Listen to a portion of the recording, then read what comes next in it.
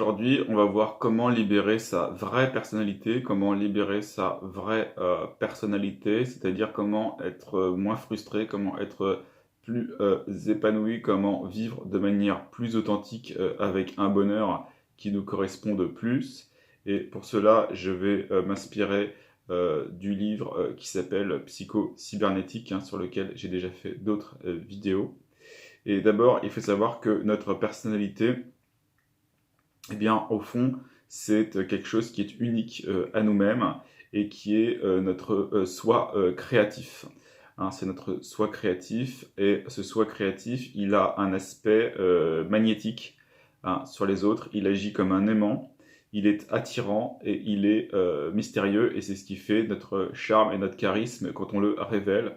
Et à l'inverse, quand on l'étouffe, eh bien, on devient, on va dire, neutre, on devient peu intéressant.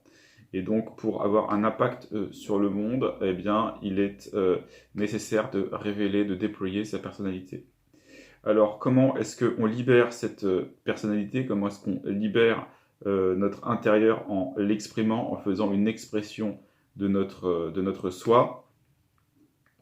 Eh bien, ce que nous dit l'auteur, c'est que les gens qui ont une personnalité, on va dire, pauvre, une personnalité peu épanouie, peu intéressante, en fait, c'est pas que c'est leur personnalité qui est pauvre en elle-même, c'est qu'ils sont inhibés et ils réagissent de manière trop forte au feedback négatif de leur environnement. C'est-à-dire qu'ils prennent trop en compte les critiques, ils prennent trop en compte en fait les possibilités d'erreur, tout ce qui est un feedback négatif. En fait, ils sont trop sensibles aux erreurs, trop sensibles aux fautes qu'ils peuvent faire, et donc ils surréagissent. Hein. Et la personnalité peu développée, la personnalité frustrée, et bien donc c'est un symptôme de cette inhibition et de ce soin excessif, hein, qu'ils prêtent à ne pas froisser et ne pas tomber dans l'erreur. C'est pour ça qu'ils développent, hein, souvent une timidité sociale, hein, ce qu'on appelle self-consciousness, qui n'est en fait qu'une conscience des autres, hein, others consciousness, qui est la conscience du criticisme, hein, de la critique de soi et de l'obsession avec ce que les autres pensent. Donc inhibition et timidité sociale, les deux vont ensemble, hein, c'est toujours l'idée de vouloir faire bonne impression et, et de faire en sorte que les autres soient toujours d'accord.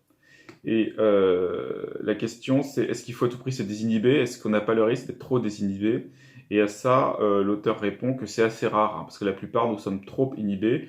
Malgré tout, il y a des cas de désinhibition trop grande. Et ça, et ben, effectivement, dans ce cas-là, il faudra s'inhiber, mais c'est pour une minorité des gens. Hein, c'est les gens qui ont trop confiance en eux-mêmes, qui sont trop impulsifs, qui agissent de manière immédiate, etc., etc. Mais pour la plupart des gens, eh ben, ce ne sera pas le cas. Voilà, merci.